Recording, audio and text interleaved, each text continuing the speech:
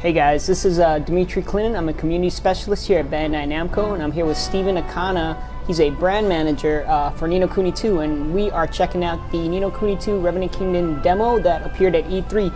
We're just going to do a walkthrough real fast and show you some of the features, some of the gameplay, some of the boss battles, and just some of the cool gameplay mechanics in the game. So, Steven, go ahead and start us off. Yeah, I think what we'll do is, so the demo that we had at E3, it actually features two separate areas. For the demo, we really wanted to give people a chance to really just jump straight into the action.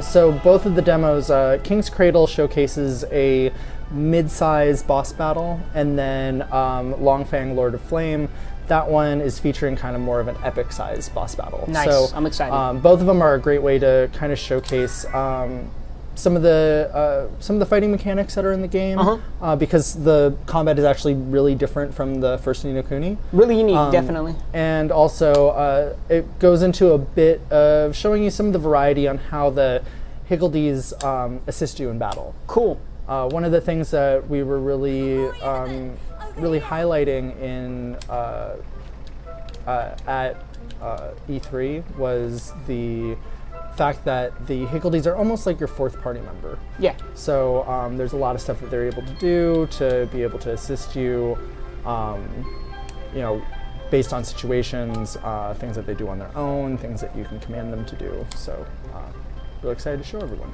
Rockin'. So while we were talking, we actually heard someone talk over us. That was Tani, one of the Sky Pirates, right? Can you give us a little more background on her? So you meet Tani pretty early in the story. It's shortly after both Evan and Roland escaped from Ding Dong Dell during the coup. Okay. So Tani is the adopted daughter of the leader of the Sky Pirates. She's a tomboy, very impulsive. She is a person of action that is all about, like, you know, you will prove who you are by showcasing who you are by what you do. Got it. So in the story, Tani is along with Roland, they're both really supporting Evan in his journey to become king again. And in this section, they're actually going to an area where they're going to be able to make a contract with their Kingsmaker. Okay. And what's a Kingsmaker? Kingsmaker is there is, for every person that is a king in Evan's world, there is a Kingsmaker that basically they make a bond together and they signify that person's right to be a king within this kingdom. It's kind of getting approval to become like a full-fledged king. Yeah, or it's kind of proof of their ability to be a king. I see. Okay. And I actually want to go back really fast. You while we were talking, we also entered like a chibi-sized world map. Is that like a design choice that they did? Because I noticed now we have human-like proportions in our characters again.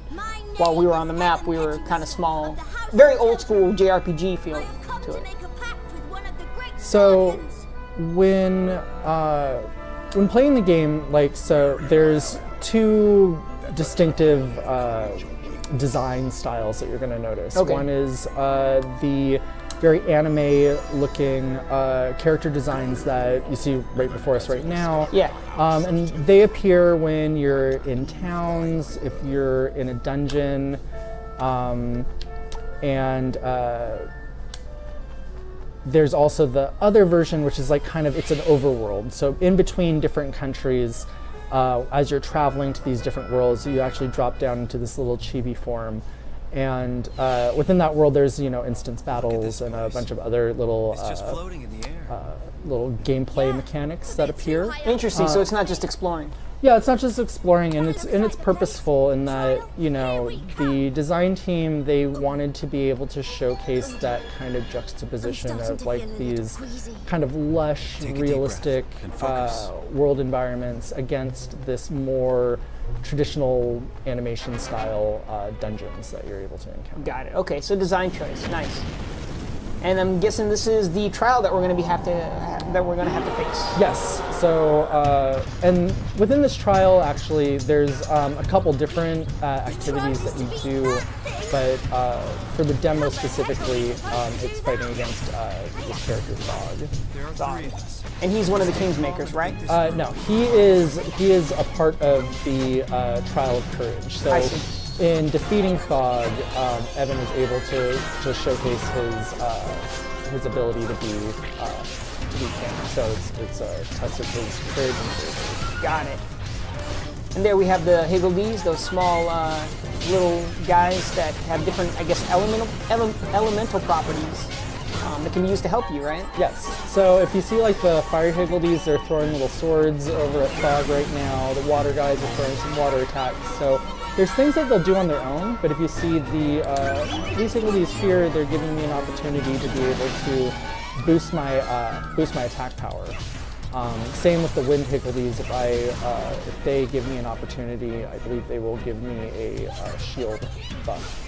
It's very cool. Like if you're in that vicinity, that's how they work. I always thought you used like the right analog stick to control it, but no, they move on their own. Yeah, so they have their own sensibilities in looking at what's going on in the battles, and you can tell there's always a leader to each of the groups, and the leaders are kind of signified by they'll have like a little neck charm. Like if you look at the Wind Higgledies here, he has like a little right cape there. around him. Or on the fire ones, there's a guy who has a little bulldog collar.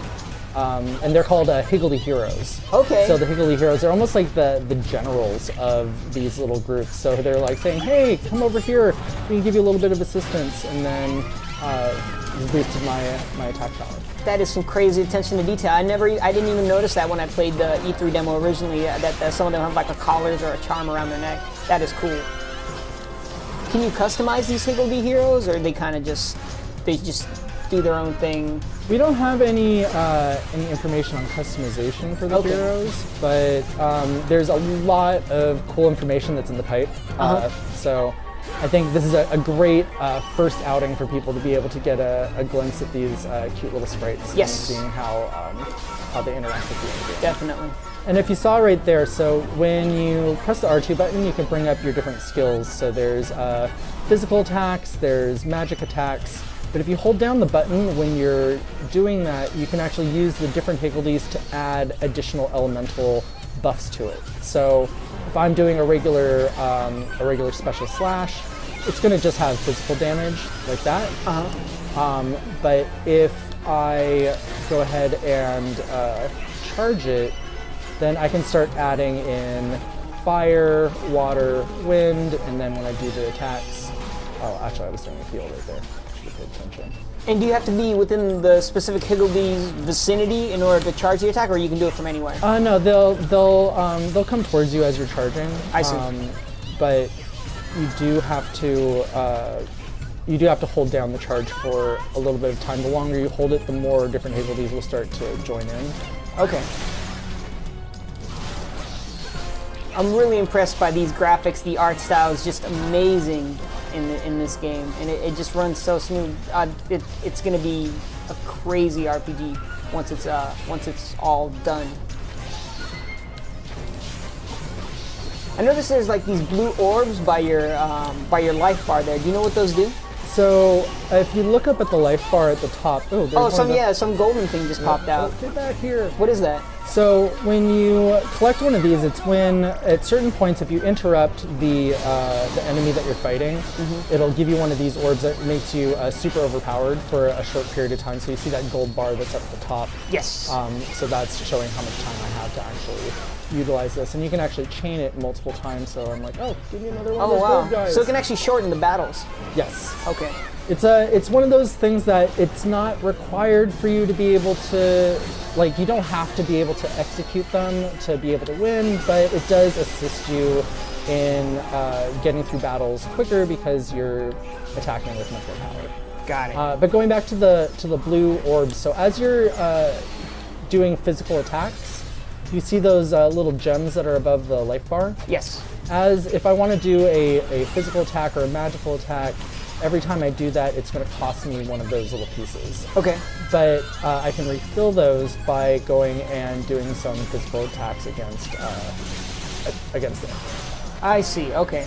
And that's how. So it doesn't recharge over time. You actually have to perform physical attacks in order to charge those the spheres up. Yep. Got it. Okay. Man, it looks like you're almost done with this battle. The golden overpowered mode really helped you out. Yeah, and with this demo, we wanted to make sure that we were simplifying, since there's a lot of new concepts that we're showing people, we wanted to simplify some of the gameplay. So rather than being able to swap between Roland and Tawny, this demo locks you to just play as Evan. Okay. But in the full game, you're able to switch with your other party members on the fly. Nice. I was going to ask about that if I wanted to like switch to Roland. You're going down, dog. Wow. And there it is. Man, the character design is just ridiculous. He's so adorable for a giant enemy. Right?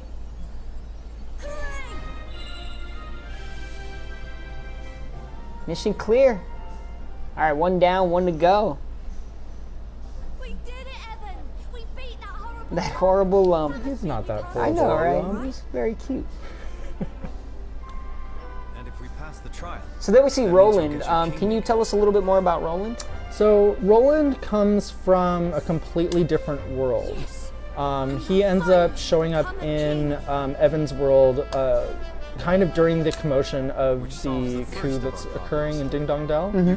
And Roland in his own world, he's much older. He's probably in his mid 40s, late 40s. So he appears younger when he's... Yeah, he comes over to this world. He's strangely, he's much younger, and he, in his own world, is a president of his own country. That might help Evan out a little bit. It's kind of why he decided to stay in Evan's world, is that he sees a lot of himself in Evan and sees that, you know, Evan has a lot of potential to be a great leader. So he decides that he's going to stay in Evan's world and help mentor and groom him to become a king. Gotcha. And that's a big theme throughout Ni no Kuni 2, is that, you know, your story, in this case Evan, but the idea that your story is crafted by the bonds and connections of all those that are around you, whether positive or negative. So when you have there's some villainous characters like Otto Mausinger. There's positive characters like Auntie Martha and the Higgledies. There's all these different characters that will really shape Evan as he grows to become a king. I see. Yeah. So it sounds like it's a coming of age story for him. Exactly. Yeah. What it takes to become a king, a good king. Got it. All right, on to the next one, Longfang. I'm excited for this one. I've seen the opening cutscene. It looks amazing. I think we should just sit back and let people enjoy it. Yeah, this takes place in an area that right after Evan makes his king's bond with his kingmaker. Lofty, right? Lofty. They end up traveling to this country called Goldpath. And in this world, there's it's a casino town, and that's Longfang. He's the guardian or the kingmaker for that country. I see. Okay. And for some reason, he starts acting very aggressive towards Evan and his party. They believe that something nefarious is going on, so they end up having to take him on in an epic battle in a volcano. I saw that thing at the bottom, Butcher, Baker, Kingmaker. What is that? Is that just his title? It's kind of just that, you know, for people who've played the first Ni no Kuni, they'll be happy to know that the team that, you know, was involved in the localization of the first game is also heavily involved in this one. So a lot of the nuance that they give to the localization is it's very similar and has that element of, even though nostalgia you usually don't say for games that are, you know, I would say wittiness. Yeah, no, I mean it's something that's very unique to Ni no Kuni itself. Definitely. And there we see Lofty at the bottom of the screen. He's giving Evan advice, or yeah, he's a part of the party, so he ends up acting a bit as a, you can almost think like a Jiminy Cricket. Like he's a bit of a comic relief. He does a bit of story narration and gives a bit of guidance to some of the elements that otherwise wouldn't really be described to you in the story. So he plays that kind of character. It's almost like I think of him as a character in a play, that their purpose is to guide themes and also provide that fun and comic relief. It seems to be a common theme within this game is for Evan to have guidance. I mean, you have Roland, Tani. They all provide a different type of guidance. It's really interesting to see that. And that's an interesting accent Lofty has. Yeah, I want to say that it's a Welsh. Welsh, accent? yeah. For those that played Ni no Kuni 1, there was Mr. Drippy also had a Welsh accent. Is he related to Mr. Drippy at all? No relation. No relation. Yeah. Got it. So one of the things that I mentioned before about the Higgledies is how, given different situations, they might provide different opportunities to Evan. So in this case, there's you're in a volcano. There's a lot of different fire elements that you have to look out for, whether it's from Longfang himself or if it's from the volcano itself. So You are about to die. I think you need to heal I up. need to find those wind Higgledies need to help me out. Yeah, there you go. So the fire Higgledies know that if in this environment that it's that their power element is actually something that could be really helpful to Evan. So they will give you opportunities to be able to erect barriers that give you complete nullification from fire damage. Interesting. So I just saw a green orb or shield form around you. What was that from? That was from the wind Higgledies. So Okay. they're able to give you a buff that's going to help with shielding and defense. Got it. The other thing I noticed during this battle, it's very strategic. You can't just hack and slash Longfang. He backs up, he comes forward, casts different attacks. You have to really use all elements of gameplay here. You have to use the Higgledies, you have to use Evan. Yeah, the battles are pretty dynamic in that. Super dynamic. There's a lot of different things that you need to keep your eye on. Like in this case, the fire Higgledies are going to give me an opportunity to have a fire barrier, and I don't get any of that damage from breath of fire that he does. And those little fire rocks, they'll explode if you don't do anything about them. So yeah, that's what I was actually going to ask you about. Why are you destroying the fire rocks that come down? Is there a purpose for that? It will. There's the. Oh, I meant to do an attack there. There is the orbs to be able to do your special attacks. So not only is there a danger for having those fire blocks there where they can explode and they can give you damage if he breathes a fireball at them, but it also helps you build up some of your orbs again. I see. This is a really tough battle. I remember playing it at E3 and I thought I was just going to breeze through. I was like, oh, they made this demo for E3 just so people could pass it. I got smoked so many times, no pun intended. It was, it took a lot of strategy. I can't stress that enough.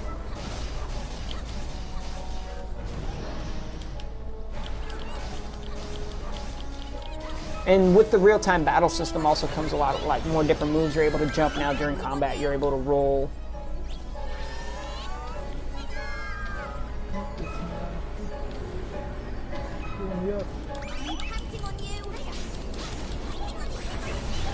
Once you take out those red rocks, is that what refills the blue spheres here? Yeah. If you see anytime I destroy one of those rocks, there's I think 3 little orbs will pop out. Gotcha.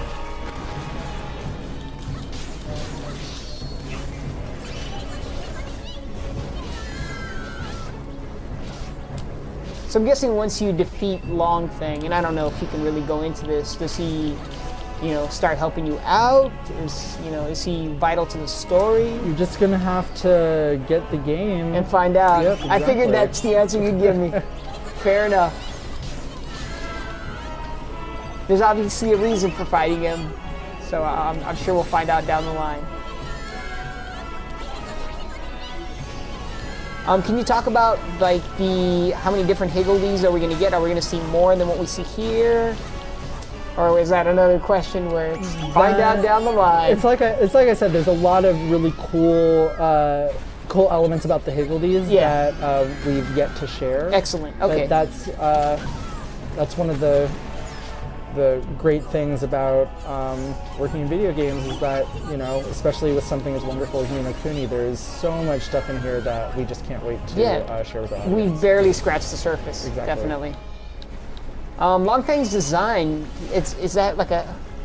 He looks like one of those Chinese dragons, like a dog, a lion? Yeah. Lion, I think it's a lion. It's kind of lion, kind of dog. Definitely a dragon. Mm-hmm.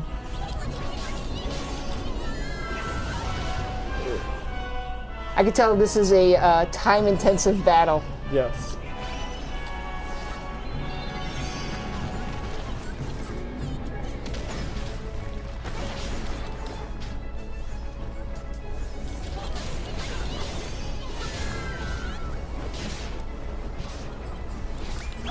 One other thing I've noticed is each of the characters have different weapons. I don't even know if I should ask this. Are you going to be able to equip different weapons on the characters? I'm pretty sure I answered my own question, and we'll find out later on. But I did notice that in the demo that they all have different weapons. No, and it's true that, you know, they have different weapons. There's different. You know, Roland has he has a long sword. He also has a gun that he's able to use. Right, I did see that in the cutscene. That's what I was actually heading towards, was the fact that Roland, he uses a sword, but I've seen him in a cutscene with a gun, with a strap. So that's really interesting, bringing a gun into this world.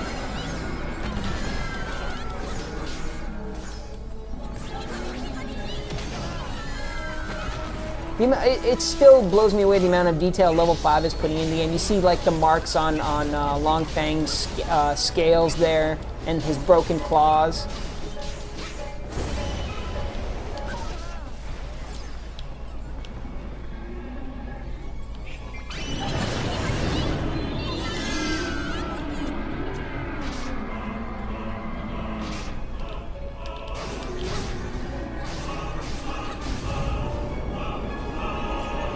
And even when Longfang's at a distance, you're still able to cast spells and attack him. Yeah, you have magical spells that you're able to utilize, and with those as well, like same with your other attacks, you're able to charge them, throw multiple attacks in his direction.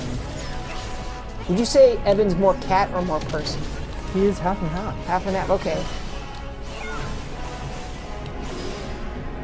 Does his race have a name? Or is it just cat people? I want to say it's cat folk. Cat folk, I think I've heard that, yeah.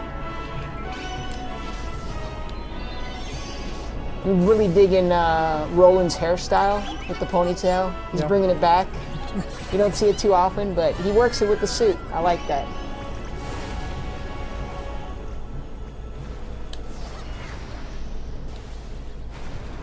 And one other thing I've noticed is the design choice of the characters really brings out their personality. Like you could tell Connie's a tomboy. She's got, you know, her two pigtails just sticking out. They're not like braided or anything. She's just wild. She looks wild. And Roland's like buttoned up and suited, eloquent looking, if you will. Could definitely tell he's a president. Oh, 5 minutes remaining. Are you going to be able to do it, Steven?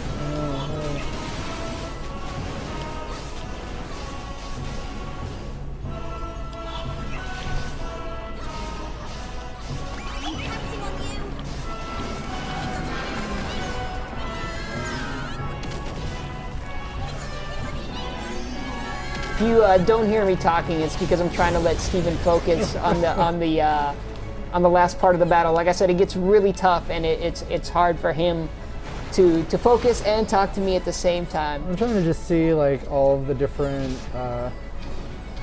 areas I need to be looking out for. There goes. Yeah, no, like I said, these battles, especially an epic one, or as one as big as this, there's a lot going on. He's got to dodge the stones. Help me, Higgledies, help me. He's got to ask the Higgledies for help. And he's also got to listen to me talk about Roland's hairstyle. So there's a lot going on for Steven. I really respect the work that he's doing right now. It takes a lot. Well, that's the cool thing with this, you know, with the different spells that you're able to cast. Like, you know, I can I can keep track of my own health and I can heal on my own. It's just making sure that I'm, again, keeping track of all those different things that can be going on at one time. Got it. Even during the cutscene, you're able to attack him. That is interesting.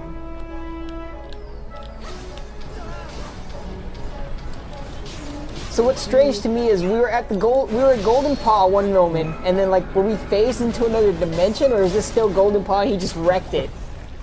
It's hard to say. I guess it's a rhetorical question for myself because I'm pretty sure you don't even know that yet. You know, it just seems like he came down and all of a sudden you're here. It almost seems like it's his like domain that he lives in. 3 minutes remaining. I think you got this. I think you're able. I believe in you, Steven.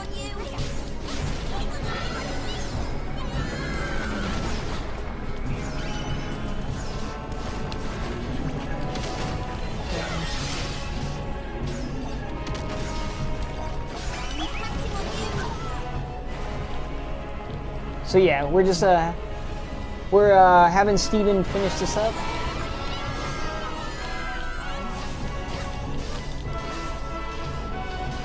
Almost done here. He's almost taken Longfang out. I believe he's gonna do it. I've seen him do it at E3. So as you can tell, not gonna be a easy game. I'm sure this ramps up. I'm sure this is a battle later on.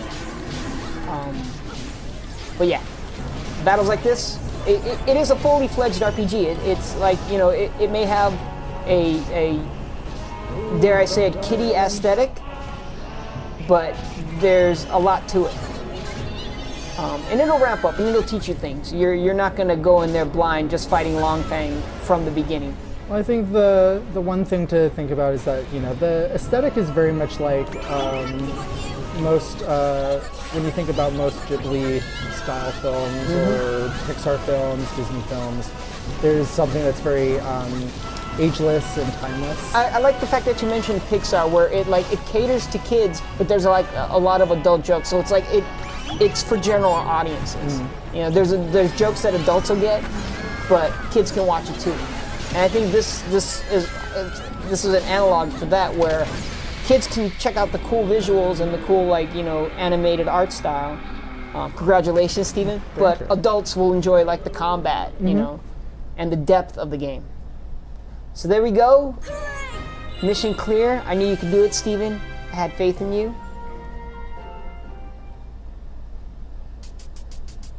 Let's check out this after cutscene. What's Longfang doing attacking his own kingdom?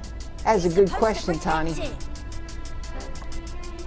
His king's bond's been pinched, isn't it? Which means he's not a king. What does he mean by no more. pinched? Stolen? That's what you know, like I guess the Welsh term, pinched. I guess so. Yeah. If we don't get it back, and soon, your world's in big trouble. Rolling, man. He's just a sharp dresser. I like the scrunchie. We have to do something. He's rocking that. Sure we do. Just Very unique character designs. Evan doesn't really have a hairstyle that I would rock, but he makes it work with the cat ears. I know it will be difficult, but if there's even a chance, Very determined looking as Evan.